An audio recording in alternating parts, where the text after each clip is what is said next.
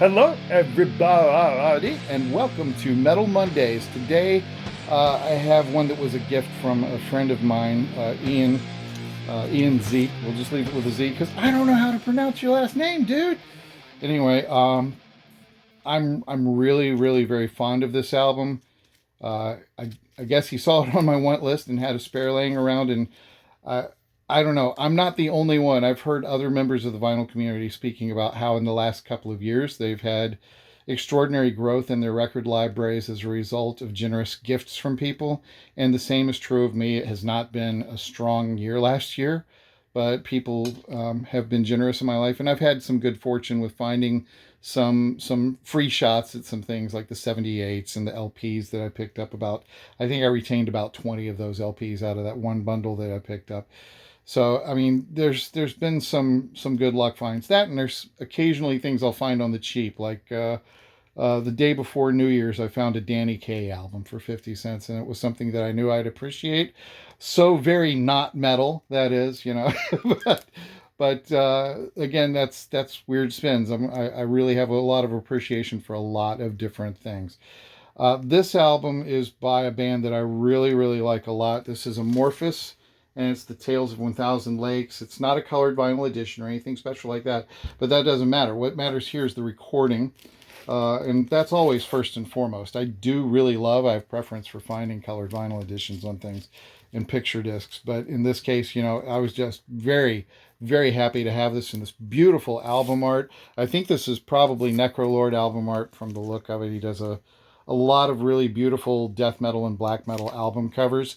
Amorphis is a band that is sort of a mix of progressive leaning death metal and melodic folk metal back and forth. So there's a lot to like here. Sometimes they sound almost like uh, Metallica a little bit on the vocals, a tiny bit, I think, but other times it's, of course, just the guttural growls. And of course, there's that whole kind of Scandinavian do do do do do do do do do do do do kind of thing going on with them that's very folky. You'll hear accordions and things like that depending on the cut or the particular album. It's a very, very nice record. There's a lot going on in it, and I mean, we have, of course, down here the Thor Hammer right there.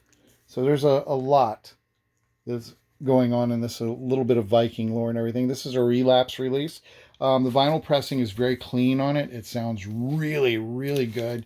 So I've been enjoying this record actually today.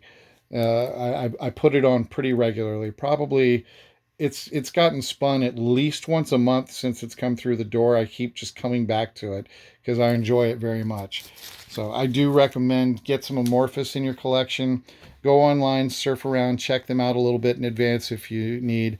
I know some people that are in this channel listen to a wide variety of different things. They may not be as familiar with more of the extreme metal stuff. There's a lot to be found there. Even if you don't really understand the extreme vocals and the growling and the screaming and so forth, uh, underneath of that, check out the music, because sometimes you'll find vast choirs and orchestrations and folk instruments and experimentation. These bands are very, very clever and very experimental. And it seems like there's a wealth of extraordinarily unique and vibrant and amazing music out there to be found. That's it for Metal Monday, and we'll see you next time again on Weird Spins.